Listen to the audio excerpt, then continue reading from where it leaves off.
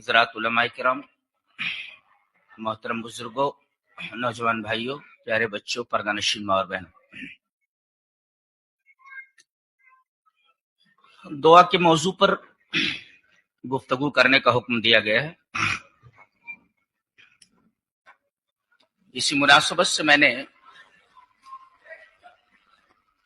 सूरह गाफिर की ये आयत करीमा तिलावत की। तर्जुमा ये है, वक़ाल रब्बुकुम, तुम सबके रब ने ये कहा है कि उदऊनी, मुझसे दुआ करो, ये तुम्हारा काम है। उदऊनी, और मेरा काम क्या है? अस्तजिब लकुम, मैं तुम्हारी दुआ कबूल करूंगा। तुम्हारा काम है दुआ करना, मेरा काम है दुआ को कबूल करना।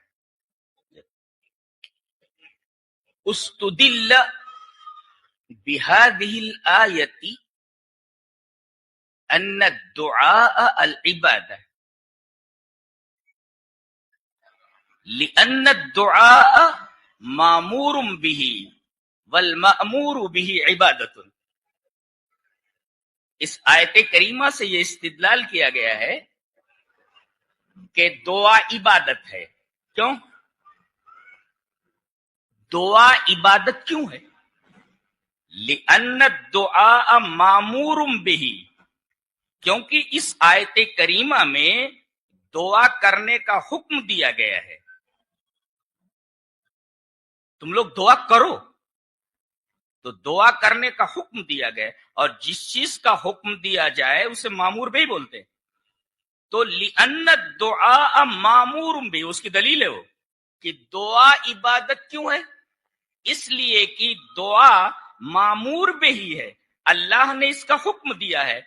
और वल मामूर बिही इबादतुन, अल्लाह जिस चीज का हुक्म दे वो इबादत बन जाती है। शैतान को यह हुक्म हुआ फरिश्तों के साथ, उसजुदू ली आदम, यह अम्र है, ये अम्र है।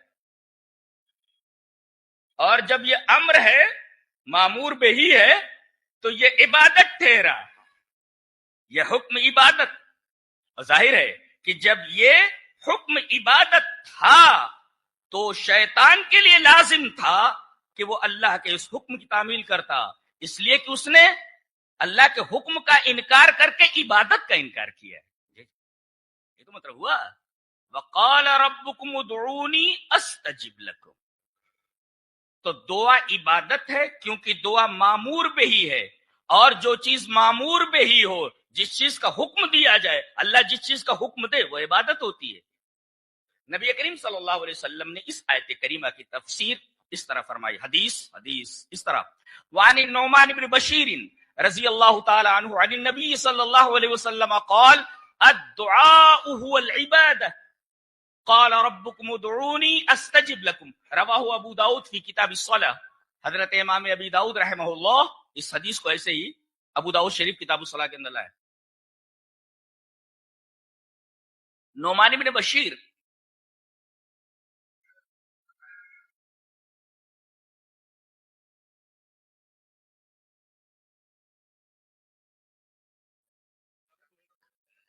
हदीसों का लाउड स्पीकर कभी सही होता है क्या? वहां तो रहता है, दो आदमी बैठे रहे तो ton ton ton ton ton ton note कर। हमारे यहाँ ये मुसीबत है, लाउड स्पीकर सही कर लो। तुम्हारा लाउड स्पीकर सही नहीं, हुकूमत दे दिया, हुकूमत कैसे करोगे? लाउड स्पीकर तक सही नहीं। मौजू का जो उसकी जो फ्लुएंसी है वो मुतासिर हो जाती है। जी हो गया जी। तो इस आयत करीमा की तफसीर नबी करीम सल्लल्लाहु अलैहि वसल्लम ने क्या फरमाई है? हजरत नौमान इब्न बशीर से रिवायत अबू दाऊद शरीफ में मौजूद है, किताब अस्सलाह में। नौमान इब्न बशीर फरमाते हैं कि नबी अकरम सल्लल्लाहु अलैहि वसल्लम ने इरशाद फरमाया कि दुआ ही इबादत है। दुआ ही इबादत।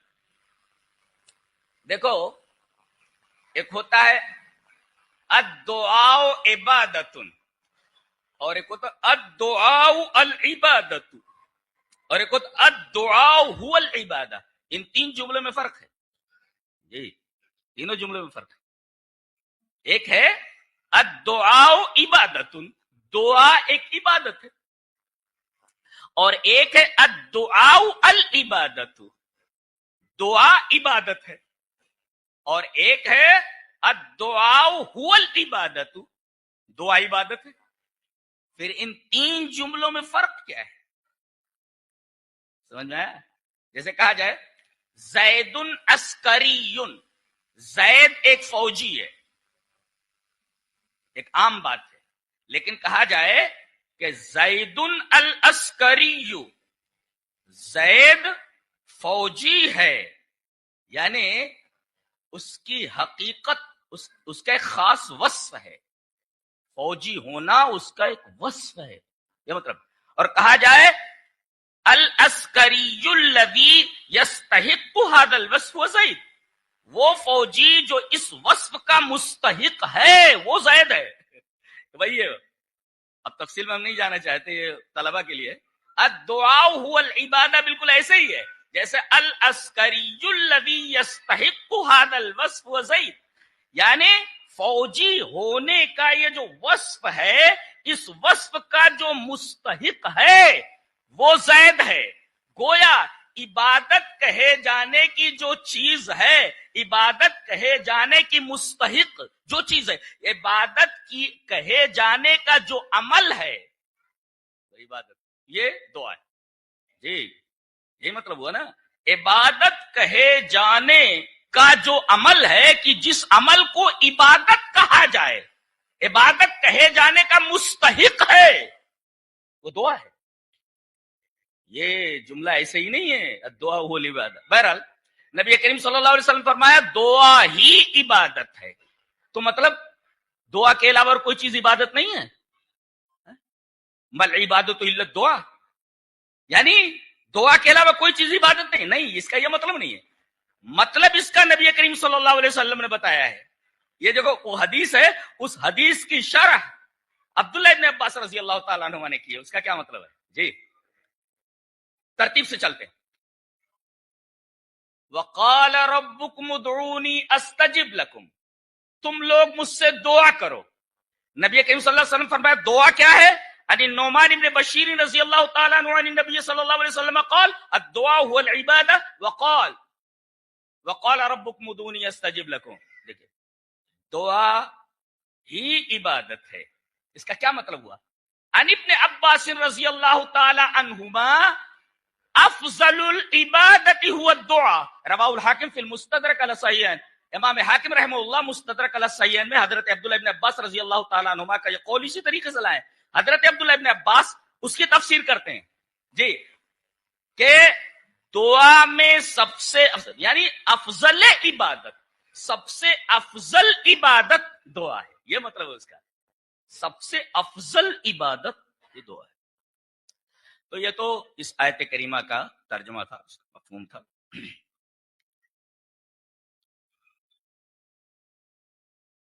آگے بڑھتے ہیں. کبھی کبھی آدمی دعا کرتا ہے اور ایسا لگتا ہے جیسے اس کی دعا قبول نہیں ہوئی. ایک مفسر نے کتنا اچھا لکھا ہے، کہتا ہے اللہ کے بندے تجھے دعا کی قبولیت کی پڑی ہے. یہ جو تو دعا کر رہا ہے یہ بذات خود ایک عبادت ہے، اور اللہ تبارک و تعالی نے تجھے ہاتھ اٹھا کر دعا مانگنے کی یہ جو توفیق دی ہے یہ بذات خود ایک عبادت ہے. قبولیت کے چکر میں پڑا ہوا ہے، اللہ تبارک و تعالی نے تجھے توفیق دی ہے تب تیرے ہاتھ اٹھ کی بارگاہ میں اٹھ رہے ہیں، یہ بذات خود ایک عبادت ہے. اس پر تو اللہ کا شکر ادا کر. دعا کی قبولیت تو بات کی بات ہے، توفیق ہوئی تبھی تو رب کے حضور تو ہاتھ اٹھا رہا ہے. تو دعا کے لیے ہاتھ اٹھانا، دعا کرنا رب کی بارگاہ میں بذات خود ایک عبادت ہے، اور اس عبادت کی توفیق اللہ کی طرف سے ملی ہے. یہ اللہ کا احسان ہے، یہ اللہ کی بہت بڑی نعمت ہے. اگر اللہ کی توفیق نہ ہوتی تو تو دعا کے لیے ہاتھ نہیں اٹھاتا. تو دعا کی قبولیت کے پیچھے کیوں پڑا ہوا ہے؟ یہ دیکھ کتنی بڑی نعمت تجھے عطا ہوئی ہے کہ اللہ نے تجھے دعا کرنے کی توفیق دی. اور دعا عبادت ہے. گویا کہ تو دعا کے لیے جب ہاتھ اٹھا رہا ہے گویا کہ اللہ کی عبادت میں تو مشغول ہے. اس لیے کہ دعا ہو العبادت. اور ایک مفسر نے بہت اچھا لکھا ہے, کہتا ہے کہ کاش دعا کرنے والے کو یہ معلوم ہو کہ جب وہ اللہ کے حضور ہاتھ اٹھا کر کے گڑ گڑا کر دعا کرتا ہے تو رب تعالی اسے کیسے دیکھتے ہیں, کیسے دیکھتے ہیں. کاش اسے معلوم ہوتا. اللہ دیکھ رہا ہے کہ میرا بندہ پریشان ہے, دکھ میں ہے, تکلیف میں, میرے حضور گڑ گڑا رہا ہے, گڑ گڑا رہا ہے. اللہ دیکھ رہا ہے اسے. اللہ کو اپنے حضور بندے کا گڑ گڑانا بہت پسند ہے, تضرع بہت پسند ہے, تضرع بہت پسند ہے. رب تعالیٰ دیکھتے ہیں اس کو کہ میرا بندہ کس طریقے سے میری بارگاہ میں گڑ گڑا رہا ہے. اگر اسے یہ نہ سمجھ آتی کہ میں ہی تکلیف کو دور کرنے والا ہوں تو میرے حضور گڑ گڑاتا کیوں؟ تو مانتا ہے کہ تکلیف کا دور کرنے والا میں ہی ہوں. اور یہی بات سورہ نجم میں کہی گئی, وَأَنَّهُ هُوَ أَضْحَكَ وَأَبْكَى. وہی ہنساتا ہے وہی رلاتا ہے. سوال یہ پیدا ہوا, آدمی ہنستا کب ہے؟ جب اسے خوشی ہوتی. اور آدمی روتا کب ہے؟ جب وہ غمزدہ ہوتا ہے. تو ہنسنے کا سبب خوشی, اور یہ خوشی کون عطا کرتا ہے؟ ہنساتا کون ہے؟ جو خوشی دیتا ہے. لہذا خوشی مانگنی ہو تو رب سے مانگو. وہ اب کا رلاتا وہی ہے, یعنی غم آتا تب تم روتے ہو. غم کون دیتا ہے؟ غم وہی دیتا ہے. لہذا کوئی تکلیف آئے تو اس کے ازالے کی دعا اسی سے کرو. یہ مطلب ہے اس کا. وَأَنَّهُ هُوَ أَضْحَكَ وَأَبْكَى.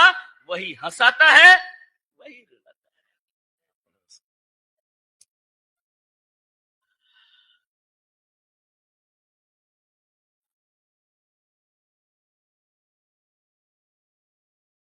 کیا دعا آدمی کرتا ہے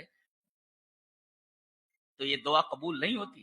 اس سے پہلے کہ ہم اس طرف آئیں, اللہ تبارک تعالیٰ نے ایک جگہ ارشاد فرمایا. پہلے جان لیں کہ جہاں کہیں سوال بندے کی طرف سے آتا ہے کہ وہ یہ سوال کرتے ہیں آپ سے, نبی سے, تو جواب میں قل آتا ہے. قل یعنی آپ کہیے. جیسے یسألونک عن الانفال, یہ مال غنیمت کے بارے میں سوال کرتے ہیں, انفال کے بارے میں سوال کرتے ہیں. قل تو آپ بولیے. دیکھیے وہ سوال کرتے ہیں تو آپ کہیے. اچھا ایک جگہ آیا وَيَسْأَلُونَكَ عَنِ الْخَمْرِ وَالْمَيْسِرِ, یہ آپ سے سوال کرتے ہیں شراب اور جوئے کے بارے میں, تو قل آپ کہیے فِيهِمَا اسْمٌ كَبِيرٌ وَمَنَافِعُ لِلنَّاسِ. قل آپ بولیے.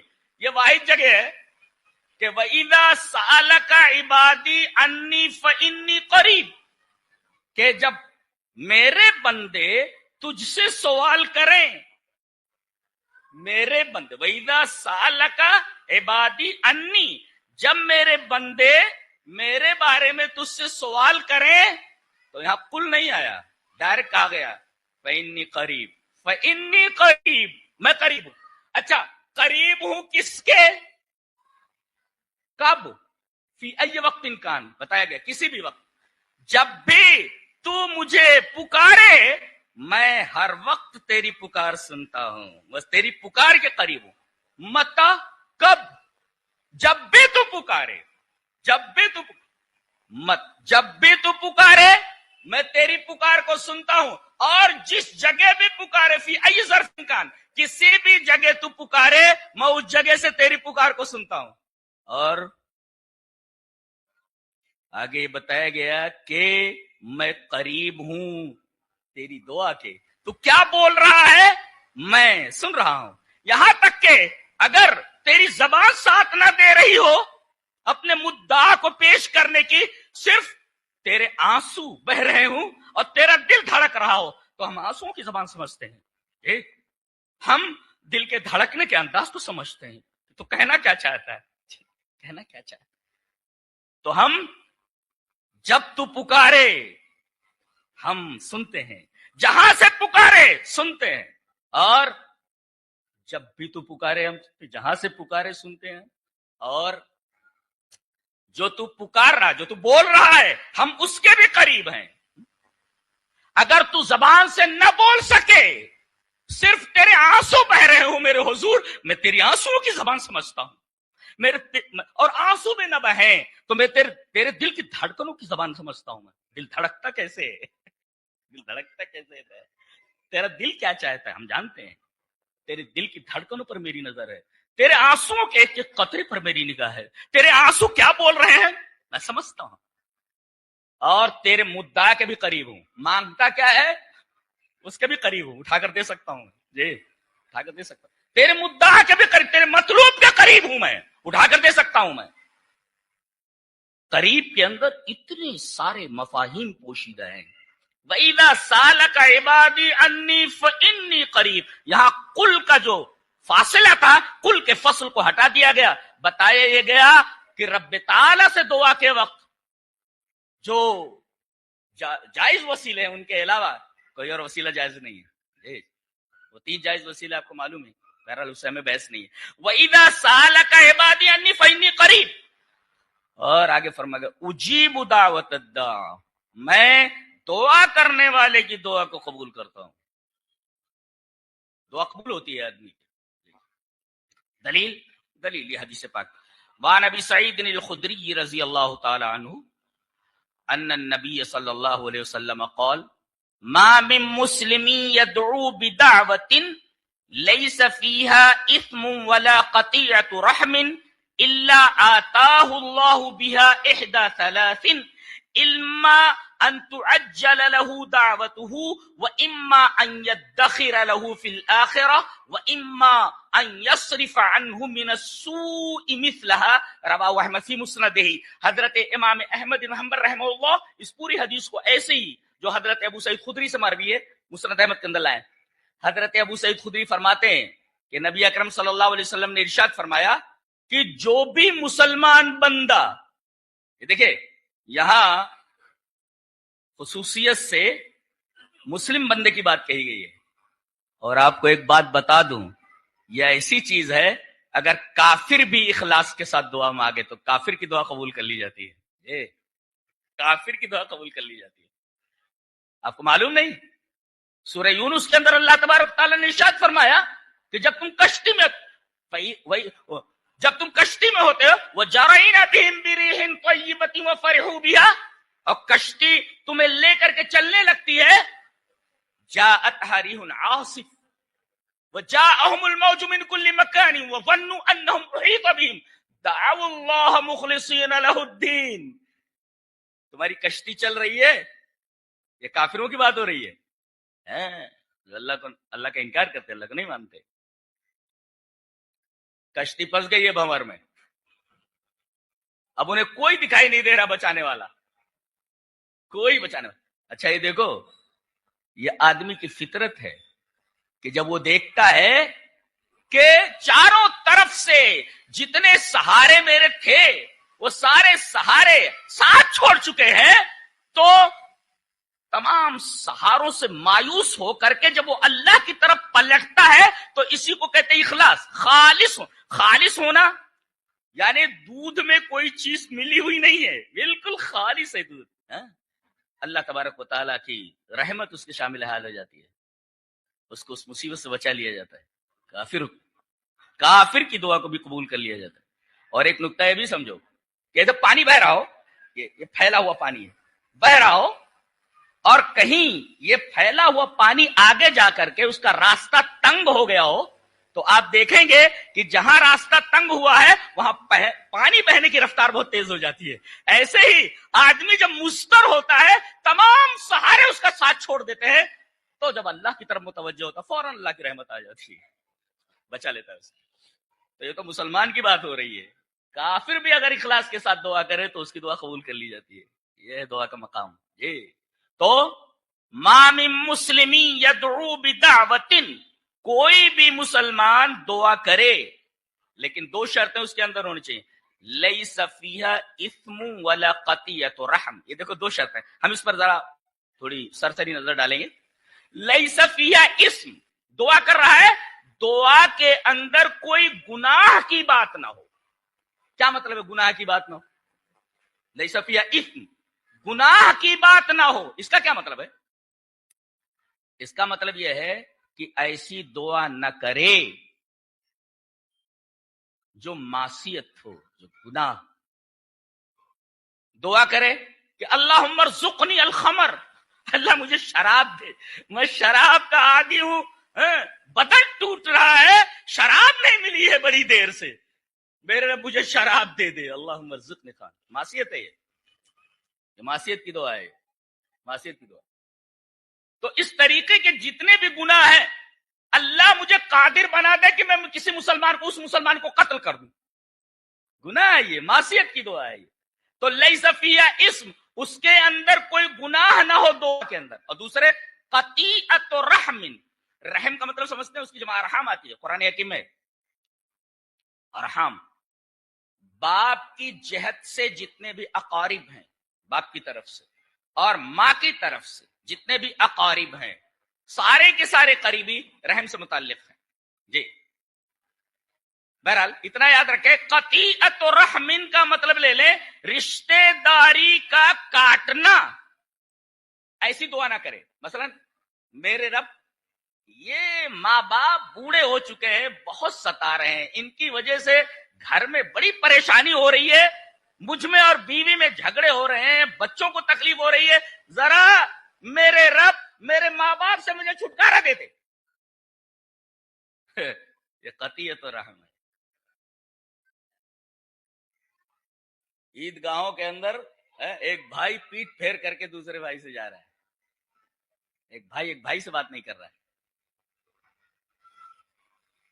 بعض لوگوں کو اپنے رشتہ داروں سے شکایت ہے، رشتہ داروں سے بات نہیں کرتے. قطیعت و رحم. تو ایسی دعا کر رہا ہے اس شرط کے ساتھ کہ اس کے اندر کوئی گناہ کی بات نہ ہو، معصیت نہ ہو، اور دوسرے قطیعت و رحم نہ ہو. تو اللہ تبارک و تعالیٰ تین چیزوں میں سے ایک چیز دے دیتا ہے. ایک دعا مانگ رہے ہو تو تین چیزوں میں سے ایک چیز دے دیتا ہے. شرط یہ ہے کہ یہ دونوں چیزیں نہ ہوں، اسم نہ ہو اور قطیعت و رحم نہ ہو. تین چیزوں میں سے ایک چیز دے دیتا. تین چیزیں کون سی ہیں؟ اما ان تعجل له دعوته، ایک تو اللہ تبارک و تعالیٰ وہ چیز دے دیتا ہے جو تم مانگ رہے ہو. ایک نقطہ اور یاد رکھو، ہم جب کوئی چیز نہیں مل رہی ہے تو ہمیں اللہ تبارک و تعالیٰ سے اس وقت بھی حسن ظن رکھنا چاہیے کہ نہیں مل رہی ہے وہ چیز، کوئی نہ کوئی مصلحت اللہ تبارک و تعالیٰ کے سامنے ہے اور میرے لیے نقصان دہ ہے. بچہ بخار میں مبتلا ہے اور بچہ آئس کریم کے لیے ضد کرے اور ڈاکٹر نے منع کیا ہو کہ بھائی ٹھنڈی چیز کھلانا اس کے لیے انتہائی مضر ہے، انتہائی نقصان دہ ہے. کوئی بھی ماں باپ جو مربی ہے کبھی بھی اسے آئس کریم لے کر کے نہیں دیں گے. تو کوئی چیز آپ مانگتے ہیں، آپ کو کیا معلوم کہ آپ جو چیز مانگ رہے ہیں وہ آپ کے حق میں بہتر ہے؟ رب تعالیٰ کو معلوم ہے، اس لڑکے کو معلوم نہیں ہے کہ یہ چیز میرے لیے مضر ہے. ماں باپ کو معلوم ہے کہ بچہ جس چیز کا مطالبہ کر رہا ہے، جس چیز کے لیے رو رہا ہے، یہ اس کے لیے مضر ہے. ہم جو چیز مانگ رہے ہیں ہمارے لیے وہ نقصان دہ ہے. لہذا اللہ تبارک و تعالیٰ اگر وہ چیز نہ دے تو آپ اللہ تبارک و تعالیٰ سے حسن ظن ختم نہ کریں، بلکہ یہ سمجھیں کہ یہ چیز جو ہم نے مانگی تھی نہیں ملی، در حقیقت یہ ہمارے حق میں مضر تھی، مصلحت متقاضی نہیں تھی. تو اما ان تعجل له دعوته، جو چیز آپ نے مانگی وہی چیز آپ کو دے دی گئی، وہی چیز آپ کو دے دی گئی، آپ کے لیے نقصان دہ نہیں تھی لہذا دے دی گئی. اچھا دوسری چیز، وہ چیز نہیں دی گئی، وَإِمَّا أَن يَدَّخِرَهَا لَهُ فِي الْآخِرَةِ، اللہ تبارک و تعالی اس دعا کو آخرت میں دینے کے لیے ذخیرہ کر لیتا ہے. اور واللہ کہتا ہوں کہ جو دعائیں یہاں نہیں پوری ہوئی، یہاں نہیں وہ مطالبات آپ کے پورے ہوئے، وہ مانگیں پوری نہیں ہوئی جو آپ نے اللہ کے سامنے رکھی تھی، قیامت کے دن اللہ تبارک و تعالی نے ان تمام چیزوں کو جمع کیا ہوا ہے.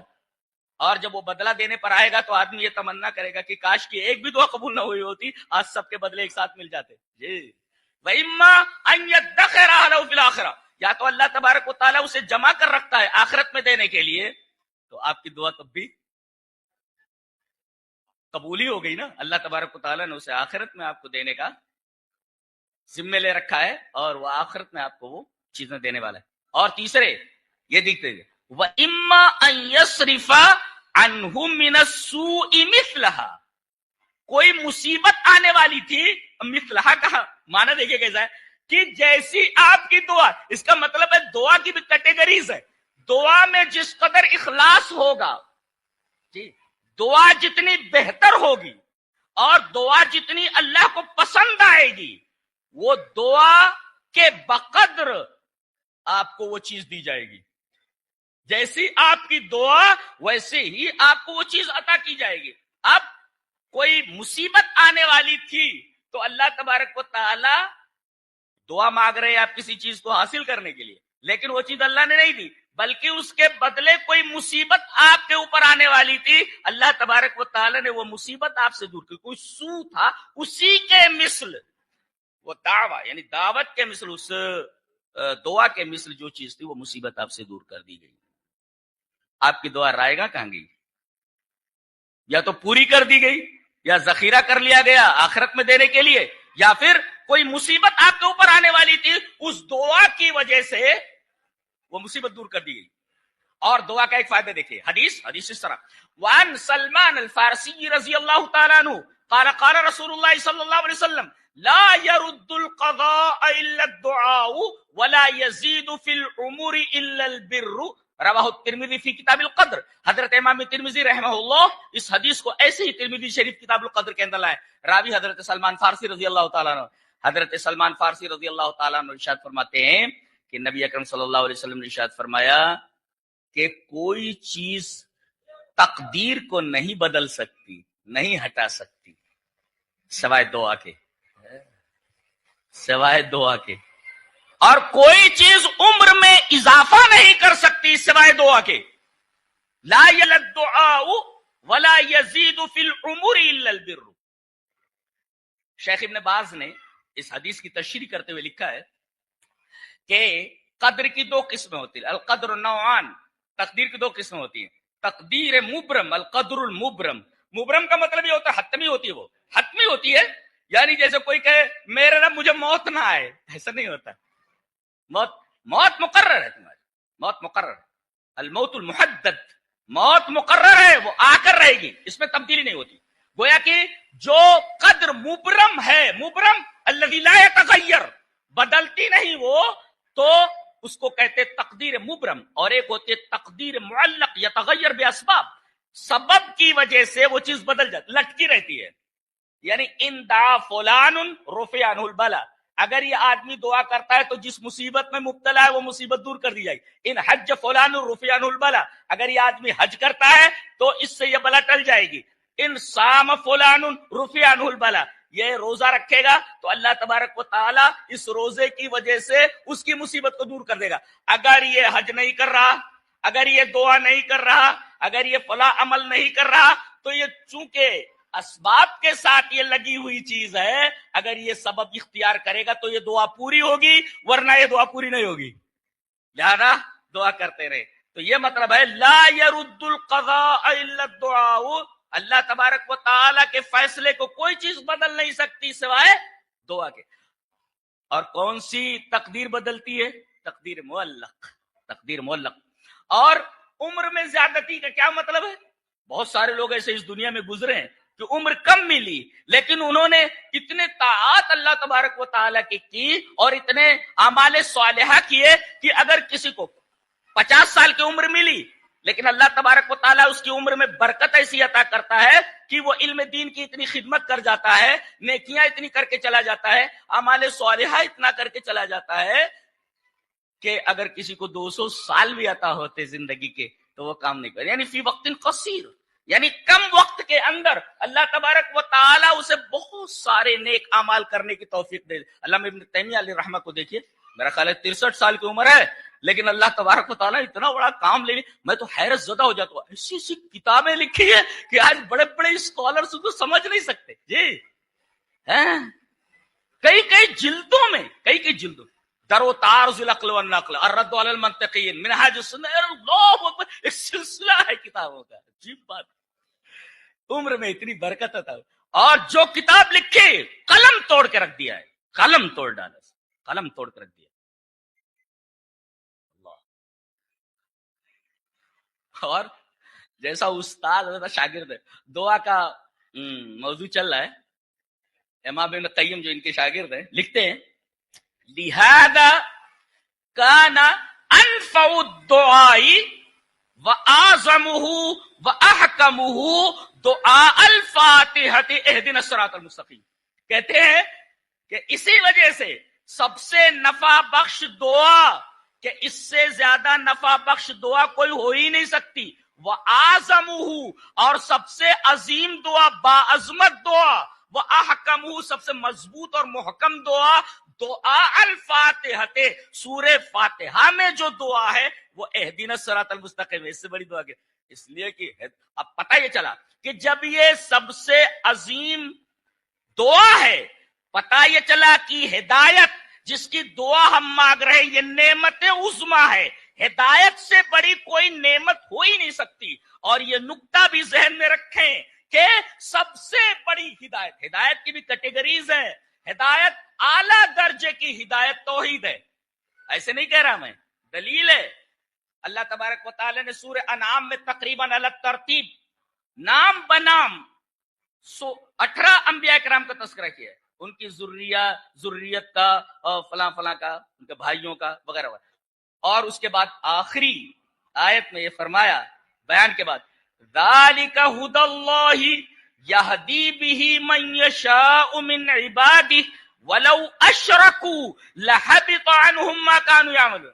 یہ ہدایت ہے اللہ کی, اور اللہ اپنے بندوں میں سے یہ ہدایت جس کو چاہے عطا کرے. ولو اشرکوا, دیکھیے ہدایت کا اپوزٹ شرک لایا گیا ہے. پتہ یہ چلا کہ یہاں اللہ کی ہدایت سے مراد توحید ہے. تو ذالک ھدی اللہ یہدی بہ من یشاء من عبادہ ولو اشرکوا, یہ شرک جو ہے ہدایت کے مقابلے میں لایا گیا ہے. پتہ یہ چلا کہ یہاں اللہ کی ہدایت سے مراد توحید ہے. تو گویا کی اعلیٰ درجے کی جو ہدایت ہے وہ توحید ہے. جس کو یہ توحید مل گئی اسے اعلیٰ درجے کی ہدایت حاصل ہو گئی. اور یہ اتنی بڑی نعمت ہے کہ سب کو عطا نہیں کی جاتی جب تک اللہ تبارک و تعالیٰ توفیق نہ دے. یہ دیکھیے ابو طالب ہیں آپ کے چچا, چچا کو اپنے بھتیجے سے بڑی محبت ہے, بھتیجے کو اپنے چچا سے بڑی محبت ہے. بستر مرگ پر ہے, دنیا سے اب گئے کہ تب گئے, آپ آئے سرے بالی بیٹھ گئے.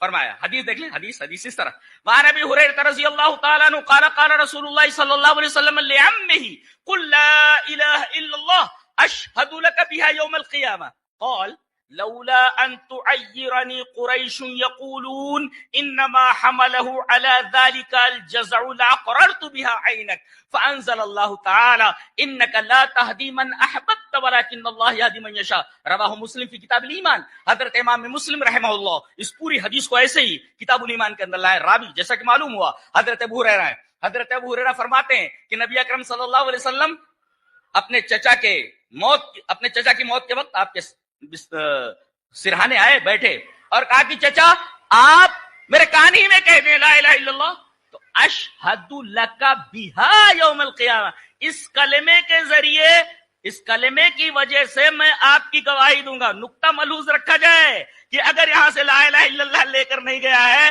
اللہ کے رسول صلی اللہ علیہ وسلم اس کی شہادت نہیں دینے والے اور نہ اس کی سفارش کرنے والے ہیں.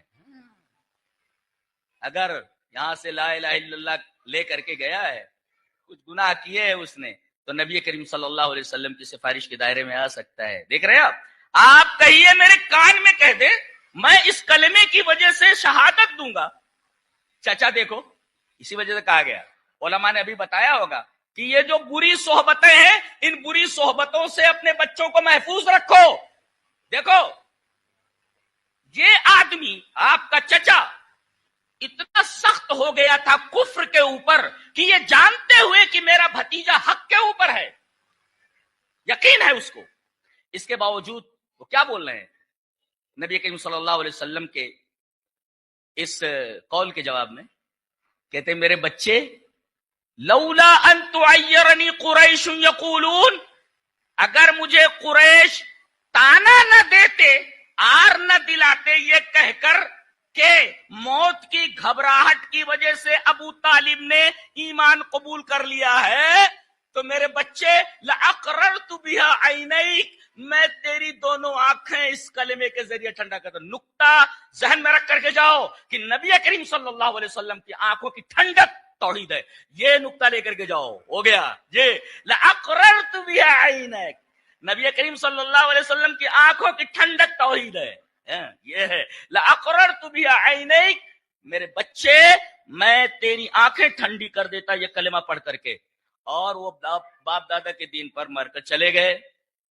نبی کریم صلی اللہ علیہ وسلم بڑے غمگین ہوئے، آیت کریمہ اتری آپ کی تسلی کے لیے، فانزل اللہ تعالی انک لا تہدی من احببت، آپ ہدایت نہیں دے سکتے جس سے آپ محبت کریں۔ دیکھیے یہ حوالہ دیا جا رہا ہے کہ بھتیجوں کو اپنے چچا سے بڑی محبت ہے، تبھی تو محبت کا حوالہ دیا گیا، انک لا تہدی من احببت، انک لا تہدی من احببت، رسول جس سے محبت کرے ضروری نہیں کہ رسول جس سے محبت کرے وہ ایمان والا ہو جائے جی۔ بہت سارے لوگ اپنی محبت کا دم بھرتے ہیں، اپنے گریبان میں جھانک کر کے دیکھیں اس حدیث کی روشنی میں کہ وہ کیا کرتے بیٹھے ہیں، کیا کرتے بیٹھے ہیں۔ یہ معاملہ یہ نہیں ہے کہ چچا اپنے بھتیجے سے محبت کر رہا، معاملہ یہ ہے کہ بھتیجا اپنے چچا سے محبت کر رہا ہے۔ محبت کا حوالہ قرآن میں دیا گیا، انک لا تہدی من احببت، آپ ہدایت نہیں دے سکتے جس سے آپ محبت کریں، ولیکن اللہ یہدی، تو نبی کا کام کیا ہوتا بھائی؟ ہدایت دینا نہیں ہوتا۔ ہدایت دینا کس معنی میں ہے؟ راستہ دکھا دیتا ہے، اس کا کام صرف راستہ دکھا دینا، انما انت مذکر لست علیہم بمسیطر، آپ یہ بتائیں کہ راستہ بتا دیجئے آپ کہ اچھا راستہ دکھا دیجئے، اچھا راستہ دکھانے کا کیا مطلب؟ نبی کا کام ہوتا ہے راستہ بتانا، یہ راستہ بتانا یہ اس کا کیا مطلب ہے؟ جواب اس کا یہ ہے کہ نبی یہ بتائے کہ یہ اللہ کا راستہ ہے اور اس کے علاوہ جتنے راستے ہیں وہ اللہ کے راستے نہیں۔ دلیل یہ حدیث پاک، وعن جابر بن عبد الله رضی اللہ تعالیٰ عنہ قال كنا عند النبي صلی اللہ علیہ وسلم فخط خطا وخط خطين يميني وخط خطين يساري ثم وضع يده في الخط الاوسط فقال هذا سبيل الله، فقال هذا سبيل الله وان هذا صراطي مستقيما فاتبعوه ولا تتبعوا السبل فتفرق بكم عن سبيله، رواه ابن ماجہ فی کتاب الایمان۔ حضرت امام ابن ماجہ رحمہ اللہ بھی اس حدیث کو کتاب الایمان میں لائے۔ حضرت جابر فرماتے ہیں کہ ہم لوگ نبی کریم صلی اللہ علیہ وسلم کے پاس بیٹھے ہوئے تھے، اچانک آپ نے ایک خط کھینچا، فخط خطا he drew a straight line، آپ نے ایک سیدھا خط کھینچا، وخط خطین یمینی وخط خطین یساری، دو لکیریں دائیں طرف اور دو لکیریں بائیں طرف، کتنے ہو گئے؟ چار۔ دنیا اسی میں الجھی ہوئی ہے جی، دنیا الجھی ہوئی تھی چار میں جی، دو ادھر دو ادھر، اور آپ نے یہ بیچ والی لکیر پر انگلی رکھی۔ ایک نقطہ بتاتا ہوں نحو کا، یہاں بچے پڑھ رہے ہیں، اَأَمِنْتُم مَّن فِي السَّمَاءِ، کیا تم اس ذات سے مامون ہو گئے ہو جو آسمان میں ہے؟ آسمان میں کیا مطلب؟ اللہ تبارک تعالیٰ آسمان میں ہے کہ وہ اوپر سے کوئی چیز اس کو گھیرے ہوئے ہے، دائیں بائیں سے کوئی چیز اس کو گھیرے ہوئے، لا لا لا، فی السماء اے فی جہت العلو، علو میں ہے یہاں جی، فی جہت العلو، بلندی میں ہے، اس کے اوپر کوئی چیز نہیں ہے، فی جہت العلو۔ اب دیکھو یہاں فی کا مطلب پر ہے، ورنہ اب یہ میں لکیر کھینچ رہا ہوں، یہ لکیر کھینچا میں نے، اب میں اگر لکیر کے اوپر انگلی رکھوں تو لکیر میں انگلی کیسے جائے گی؟ لکیر پر انگلی رہے گی جی، لکیر پر، لیکن فی لایا گیا، فی مانے اندر، یہ بہرحال سمجھ میں آ گیا تو ٹھیک ہے۔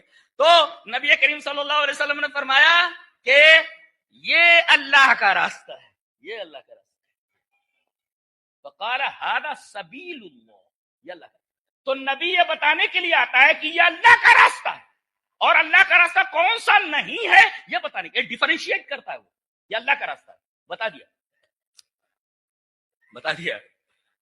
اور وہ بتاتا ہے میں اسی راستے پر میں بھی ہوں۔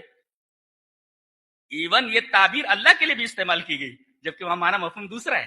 دیکھے گا یاسین والقرآن الحکیم انک لمن المرسلین علی صراط مستقیم، آپ صراط مستقیم پر، ایک جگہ کہا کہ ان ربی علی صراط مستقیم، میرا رب صراط مستقیم پر ہے. صراط مستقیم پر ہونے کا مطلب یہ کہ اللہ تبارک تعالیٰ کسی کے اوپر ظلم نہیں کرتا، اس لیے کہ خیر الامور اوسط ہوا، اعتدال کی بات کی گئی، عدل کرتا ہے اللہ تبارک تعالیٰ. بہرحال تو سب سے عظیم دعا ہدایت کی دعا ہے، سب سے عظیم دعا ہدایت کی دعا ہے. اور یہی بات ذہن میں بٹھا لو کہ جو سورہ فاتحہ نماز میں نہیں پڑھتا وہ سب سے بڑی دعا پڑھنے سے محروم ہو جاتا ہے.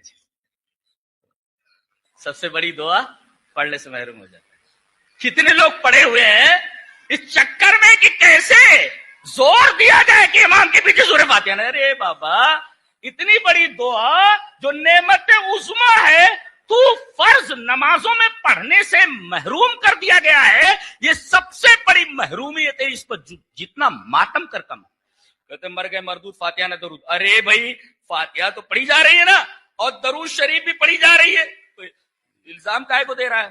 ہاں سورہ فاتحہ تو تمہارے یہاں نہیں بھائی، فاتحہ تمہارے یہاں نہیں. یعنی مردے کو بھی اگر یہاں سے جدا کرو، یہاں سے بھیجو تو فاتحہ کے ساتھ بھیجو. یہ بتایا گیا یہ ایک طریقے کی نماز ہے، وہ نماز صلاۃ الجنازہ کہا جاتا ہے.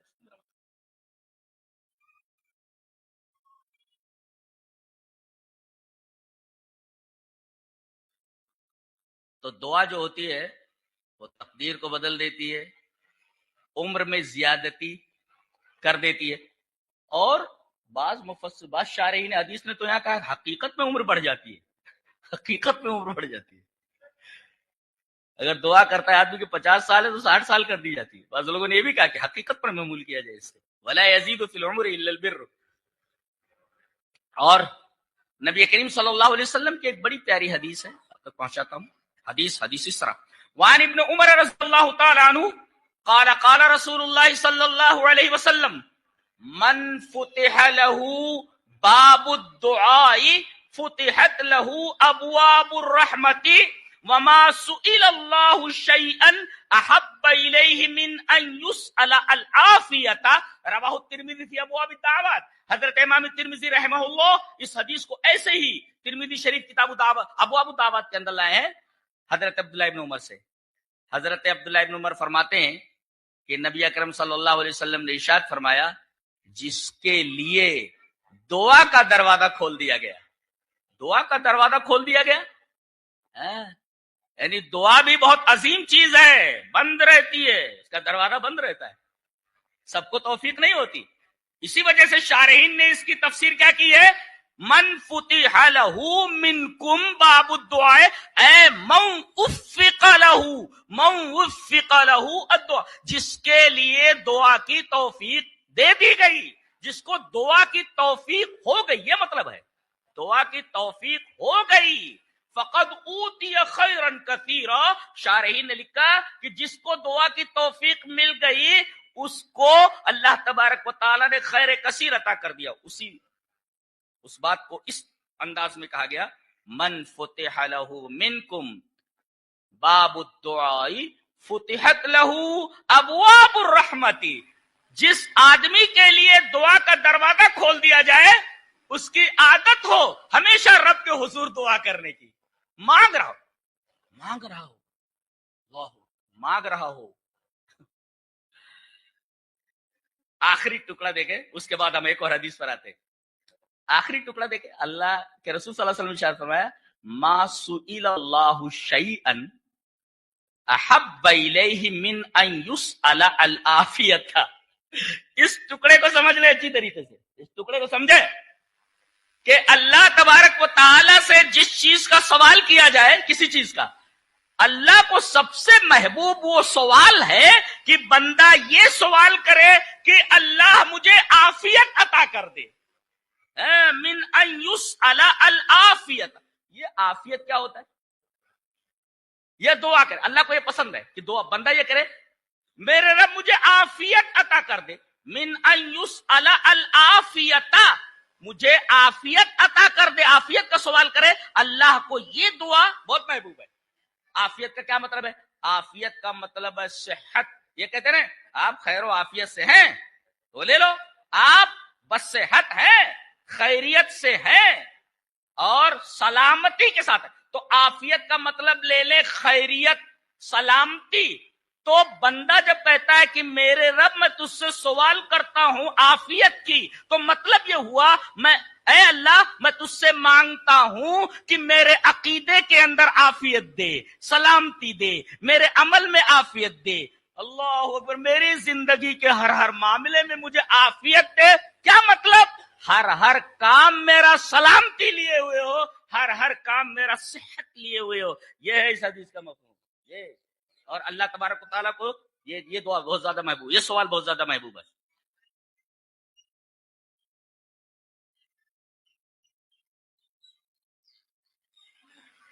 اب آئیے ایک اور حدیث ہے. ان ابی ہریرہ رضی اللہ تعالی عنہ قال قال رسول اللہ صلی اللہ علیہ وسلم انه من لم يسأل الله يغضب عليه. رواہ الترمذی فی ابواب الدعوات. حضرت امام ترمذی اس حدیث کو بھی ترمذی شریف کی ابواب الدعوات کے اندر لائے. حضرت ابو ہریرہ فرماتے ہیں کہ نبی اکرم صلی اللہ علیہ وسلم نے ارشاد فرمایا کہ جو آدمی اللہ سے سوال نہیں کرتا، اس سے نہیں مانگتا، تو اللہ اس کے اوپر غصہ ہو جاتا ہے. اللہ اکبر. یہاں کسی سے ایک دفعہ مانگو تو دے دے گا، دوسری دفعہ مانگے تو جبین پر شکنے پڑ جاتی ہیں، تیسری دفعہ کیا بار بار لگا رکھا ہے، کیا بار بار مانگتا ہے. اور یہاں رب تعالیٰ کی بارگاہ دیکھیں، اس کا دربار دیکھیں، اتنا بڑا دربار چھوڑ کر کے کہاں اپنی جبین نیاز کو رگڑتے جا کر کے خراب کرتے ہیں. یہاں کہتے ہیں یہاں نہیں ملتا، یہاں نہیں ملتا، یہاں نہیں ملتا، وہاں ملتا ہے. اتنا بڑا دربار ہے اللہ. جو یہ کہے کہ جو مجھ سے نہ مانگے میں اس سے ناراض ہو جاتا ہوں. انہ من لم یسأل اللہ یغضب علیہ. کیوں؟ ٹھیک ہے، کوئی اللہ سے نہ مانگے تو غصہ کیوں ہوتا ہے، وہ نقطہ دیکھیں. کوئی آدمی اللہ سے نہیں مانگتا، عاجزی نہیں کرتا اس کے سامنے، اس کا مطلب یہ ہوا کأنہ استغنا عن ربہ، گویا کہ وہ اپنے رب سے بے نیاز ہو گیا. والحاجت الیہ، اور وہ یہ کہتا ہے کہ مجھے تیری کوئی ضرورت نہیں ہے، تیری کسی عطا کی ضرورت نہیں، میرے پاس سب کچھ ہے. کتنی بڑی بات ہے. کوئی آدمی اگر رب سے نہ مانگے تو اللہ غصہ کیوں ہوتا ہے؟ غصہ اس وجہ سے ہوتا ہے بندہ تو میرا ہے اور تو کیسے اپنے اس عمل سے ظاہر کرتا ہے کہ تم اس سے بے نیاز ہے. کأنہ استغنا عن ربہ، اپنے رب سے بے نیاز ہو گیا وہ. تو ایسا کیسے کر سکتا ہے؟ اللہ تبارک و تعالیٰ اس وجہ سے بندے کے اوپر غصہ ہوتا ہے کہ محتاج ہو کر کے تو ایسی حرکت کیوں کر رہا ہے؟ تو یہ ظاہر کر رہا ہے کہ مجھے رب کی ضرورت نہیں ہے، رب کی عطا کی ضرورت نہیں ہے. اللہ اکبر. کہ عطا کی ضرورت نہیں ہے، اس وجہ سے اللہ تبارک و تعالیٰ اس کے اوپر غصہ ہوتا ہے. اور یہی نہیں بلکہ یہ دیکھو کہ ہر رات کو اللہ تبارک و تعالیٰ آسمان دنیا تک اترتا ہے. عرش خالی ہو جاتا ہے کیا؟ لا لا لا لا. یہ نزول اس کی کیفیت مجہول ہے. اللہ حدیث دیکھ لیں، حدیث اس طرح. وعن ابی ہریرہ رضی اللہ تعالی عنہ قال قال رسول اللہ صلی اللہ علیہ وسلم ينزل ربنا تبارک وتعالى كل ليلة الى السماء الدنيا حين يبقى ثلث الليل الاخر يقول من يدعوني فاستجيب له من يسألني فأوتيه ومن يستغفرني فاغفر له. رواہ البخاری فی کتاب التہجد. حضرت امام بخاری رحمہ اللہ اس حدیث پاک کو ایسے کتاب التہجد کے لائے. ہو گیا 5 منٹ باقی. کہتے کہ جب حین یبقى ثلث اللیل الاخر، رات کا آخری تہائی، ثلث اللیل الاخر، وہ ثلث کی صفت ہے، رات کا تیسرا ثلث، تیسری رات کا آخری تہائی جب رہ جاتا ہے تو اللہ تبارک تعالیٰ آسمان دنیا تک نزول کرتا ہے، آواز لگاتا ہے. کون ہے جو مجھ سے دعا کرے میں اس کی دعا قبول کر لوں؟ کون ہے جو مجھ سے مانگے میں اسے دے دوں؟ کون ہے گنہگار جو بخشش کی دعا کرے میں اسے معاف کر دوں؟ تم تو پڑے رہتے ہو، اس میں کتنے تہجد گزارے؟ تم نے تو اللہ کا قرب چھوڑ ہی رکھا ہے، شکایتیں ایسا ہو رہا ہے ویسا ہو رہا ہے، تمہارے کرتوت ایسے ہیں، تمہارے کرتوت ایسے ہیں، رب سے قرب اگر حاصل ہو جائے تو پھر پریشانی کا سوال ہی پیدا نہیں ہوتا۔ اس کا مطلب ہم رب تعالیٰ سے بہت دور، آواز لگاتا ہے بدبخت سوئے رہتے، کتنی بڑی بدبختی ہے کہ رب تعالیٰ آسمان دنیا تک نزول کرے اور آواز لگائے کہ کون ہے جو مجھ سے مانگے میں دے دوں، کون ہے مجھ سے دعا کرے میں اس کی دعا کو قبول کر لوں، کہتے دو میں نہیں قبول ہوتی، دعا نہیں قبول۔ اور نوجوان تو بہت زیادہ، اللہ اکبر، نوجوانوں کو دیکھو، ابھی دیکھا میں نے ایک نوجوان کو پورا لے کر کے ایسے ایسے کر رہا ہے نا، بگوا جیسا منہ ہے، اس کے بعد ہاں بھائی بس اللہ سے قریب ہو جا، اللہ کے بندے، بگوا جیسے اللہ سے قریب ہونا ضروری ہے، اللہ سے قریب ہونا، اللہ سے مانگو جی، اللہ سے مانگنے سے کبھی بھی مستغنی نہیں ہونا، ہمیشہ آپ کا ہاتھ اٹھا رہنا چاہیے، تنہائی ملے فوراً دعا کرتے لگ جاؤ۔ میرے رب میں بہت بڑا گنہگار ہوں، میرے رب، اللہ کو دعا بہت پسند ہے، اللہ کو گڑگڑاہٹ بہت، اللہ ہمیں نیک مرور اور اچھی سمجھ کی توفیق عطا فرما، وآخر دعوانا الحمدللہ رب العالمین۔